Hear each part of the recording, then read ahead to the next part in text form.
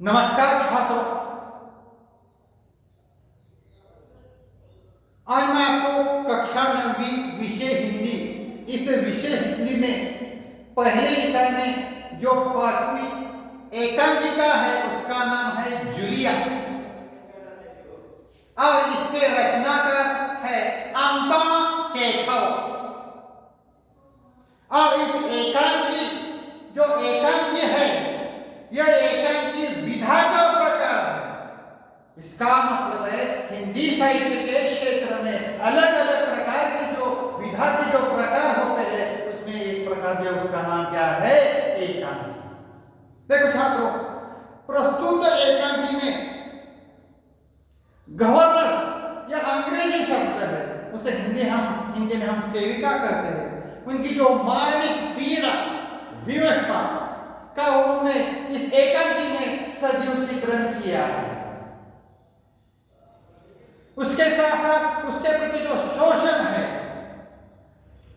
उस शोषण के प्रति मुक्ति पाने का इस एकांकी के माध्यम से उन्होंने यानी रचनाकार ने संदेश दिया है। पहले मैं आपको इस एकांकी की जो रचनाकार है उसका नाम है अंतोन चेखव। अंतोन चेखव के परिचय के बारे में आपको जानकारी देता हूं। उसके पश्चात ये जो गद्य है एकांकिका है उसके बारे में जानकारी दे दूंगा। उसके साथ इस एकांकी में आए हुए जो कठिन शब्द है इस कठिन शब्द का आपको मैं आपको बताता हूं। ध्यान दीजिए छात्रों,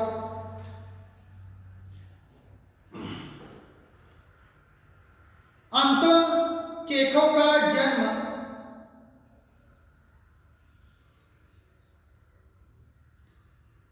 रूस में, जो देश का नाम क्या है, रूस में तगानोग में 29 जनवरी 1860 को हो गया है।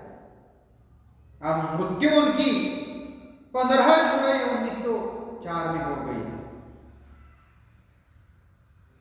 यह एक महान रूसी साहित्यकार, रूस के, इसलिए उनको रूसी कहते हैं।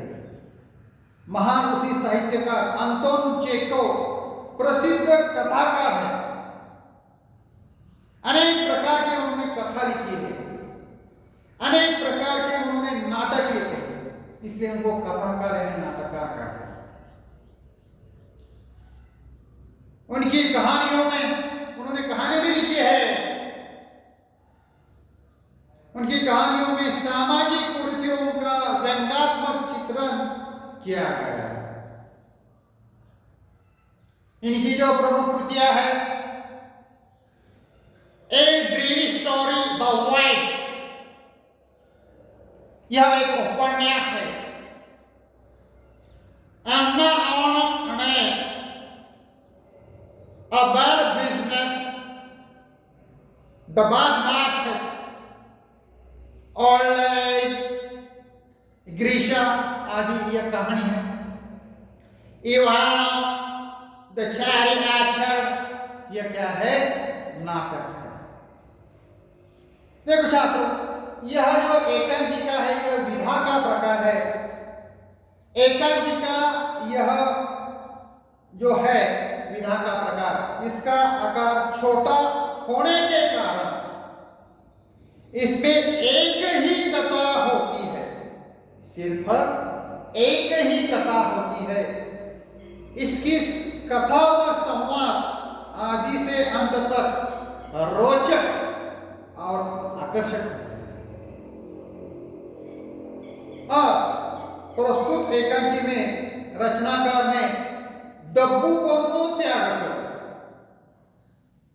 अपने अधिकार, देखो इस संसार में हर एक मानव को क्या है, अधिकार है, जीने का अधिकार है, संघर्ष करने का अधिकार है, अधिकार न्याय के लिए सजग रहने हेतु प्रेरित किया है।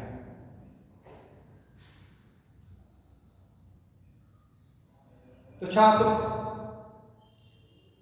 आपको मालूम है शहर में पति और पत्नी दोनों जॉब करते हैं, तो क्या करते हैं, वे अपने बच्चे शिशु पालन केंद्र में रखते हैं।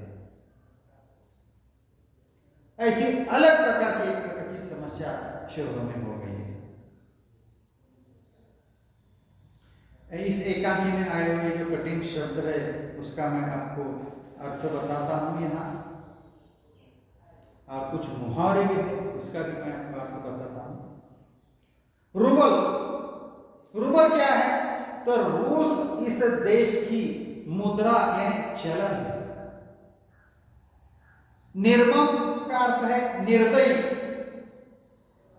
भीरू यानी डरपोक, बोधा यानी मूर्ख, गावदी, सूरत, सुस्त, नागा इसका अर्थ है वह दिन जिस दिन काम न किया हो उसे हम क्या कहते हैं, नागा कहते हैं। मुहावरे है ठग लेना, धोखा देना, हड़प लेना का अर्थ है बेईमानी से अधिकार कर लेना, दूसरे की वस्तु हजम, दूसरे की जो वस्तु है वो हजम कर लेना है। और कुछ मुहावरे हैं, कसर न छोड़ना, आंसू पीना, हड़प लेना, सबक सिखाना वगैरह अनेक प्रकार के यहाँ मुहावरे दिए गए हैं। इस पाठ में आए हुए और कुछ कठिन शब्द का मैं आपको अर्थ बताता हूँ।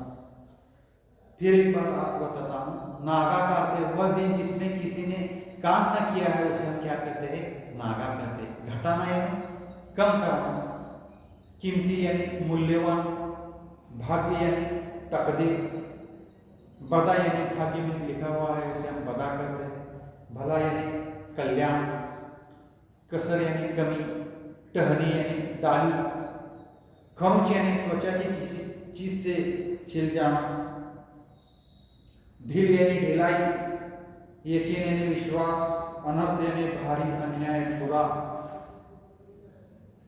तो छात्रों इस पाठ में आए हुए मैंने आपको कठिन शब्द का अर्थ यहाँ बताया है। तो देखो छात्रों, समाज में कुछ ऐसे भले लोग होते हैं जो भरमर साहब में अपने साथ होने वाले अन्याय और ज्यादतियों को बर्दाश्त कर लेते हैं पर उनका विरोध नहीं करते और उनकी हिम्मत ही नहीं होती। तो छात्रों, प्रस्तुत एकांकी की जो पात्र जिसका नाम क्या है, जूलिया है। जूलिया ऐसी एक दब्बू और भीरू महिला है जो अन्याय सहकर भी खामोश रहती है।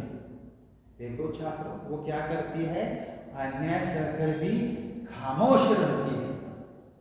जिस व्यक्ति के बच्चे को वो पढ़ाती है और उनकी देखभाल करती है, वह व्यक्ति उसके सबक सिखाने के लिए उसके साथ क्या करता है, अन्याय करने का सिर्फ नाटक करता है। क्या करता है, वो सिर्फ नाटक करता है।